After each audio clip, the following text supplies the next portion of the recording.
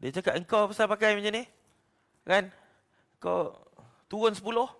Jadi dalam keadaan berbogel tu, kawan saya 2 orang ni, namanya Fahmi dan juga Haikal ni, mereka kena ketuk ketampi 10 kali dalam keadaan berbogel.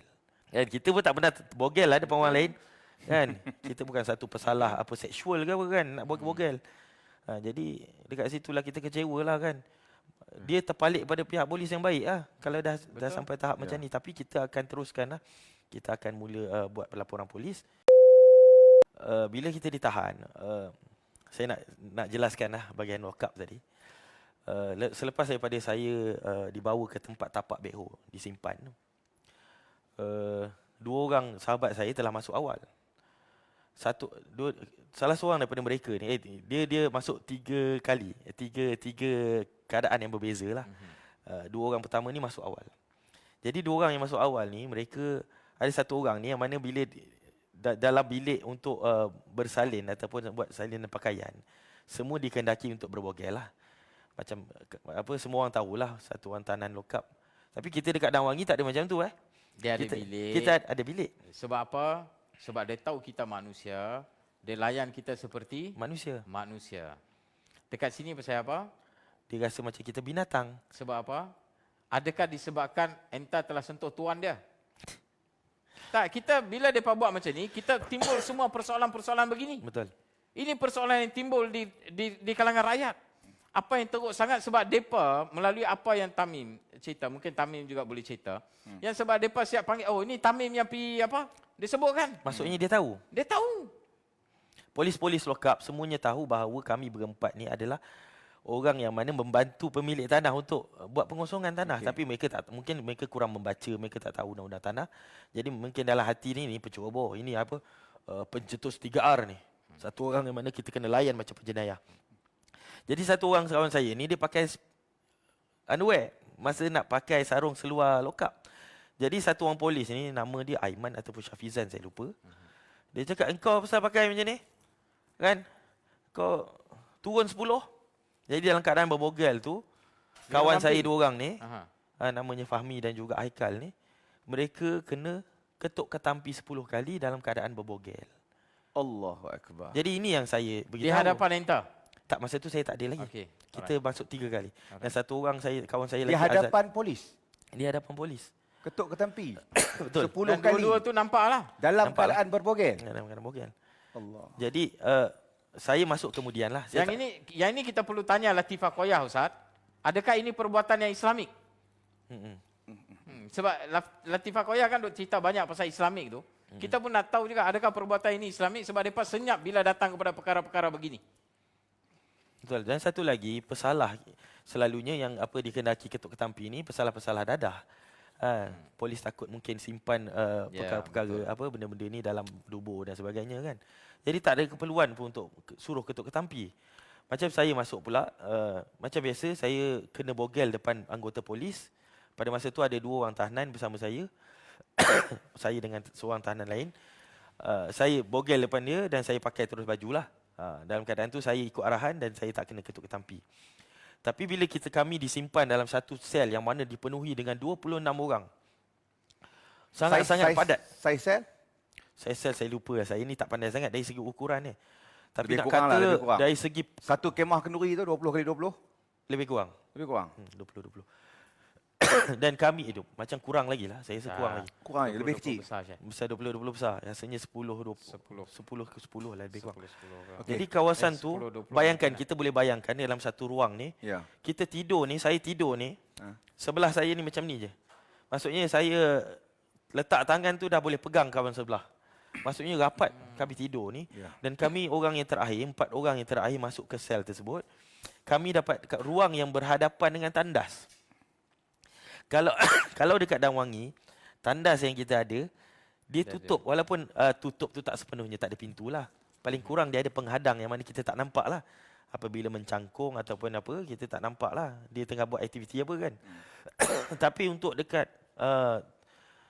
lokap Gombak ni, kita boleh nampak sepenuhnya anggota tubuh badan, anggota badan. Kan orang yang mana masuk dalam tandas tadi, dia tengah melabur ke, dia tengah buat apa ke, dia tengah mandi ke, nampak semuanya. Jadi dengan bau yang naik. Maka satu orang daripada kawan kami ni tiba-tiba pingsan. Mungkin kerana stres lah. Tidur dengan rapat, tak boleh nak tidur. Kan, yang situ berdengkur, bergaduh lagi sama dia orang kan. Dengan suasana yang macam tu, dengan panas lagi. Dia pingsan. Jadi saya beritahu dengan polis. Ni kawan saya pingsan ni tuan-tuan, tolong ni. Kan, mana tahu apa-apa benda-benda bahaya kan. Sebab saya tak tahu apa kondisi kesihatan dia. Pada masa tu diberi makanan kepada kami. Jadi polis tu beritahu kepada saya ni, saya boleh sebutlah nama dia Syafizan Aiman lah. Nama polis sebut. Dia kata, masa ni aku bagi kau makan kan. Masa makan kan, kau makan je lah. Dia boleh kata macam tu dengan saya. Saya dengan penuh Pada rasa orang marah. pengsan kat situ ni. Kalau apa-apa terjadi pada tahanan tu macam mana? Apa IO nak jawab? Kan? Kat situ kita dah tahulah layanan mereka ni.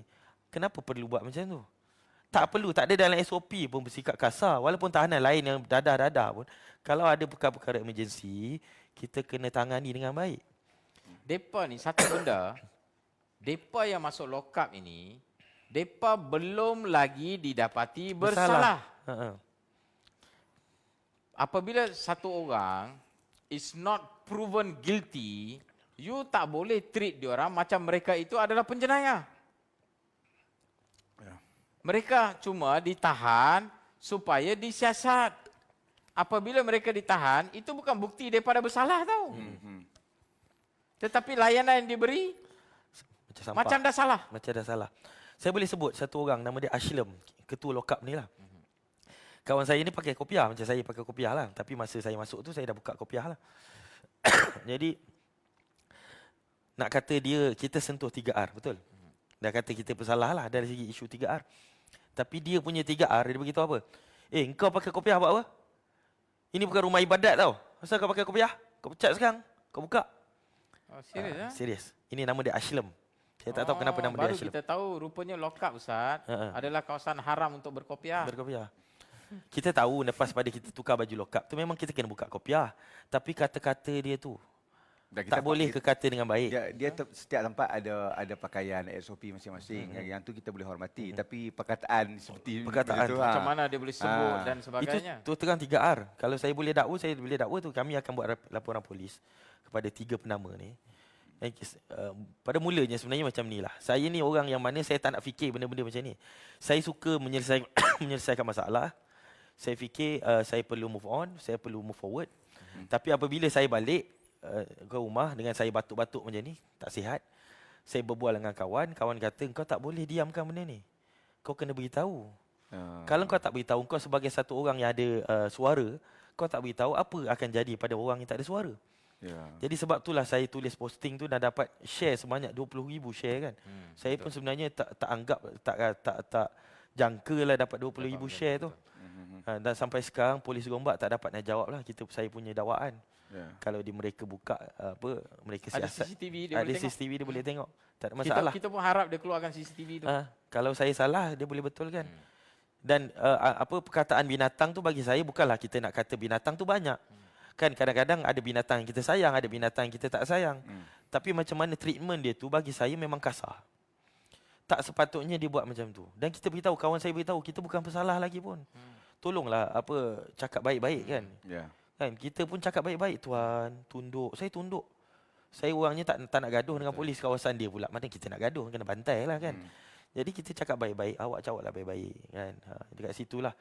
Jadi bila kita keluar, saya pun dapat tahu bahawa Bek Ho dapat ditahan.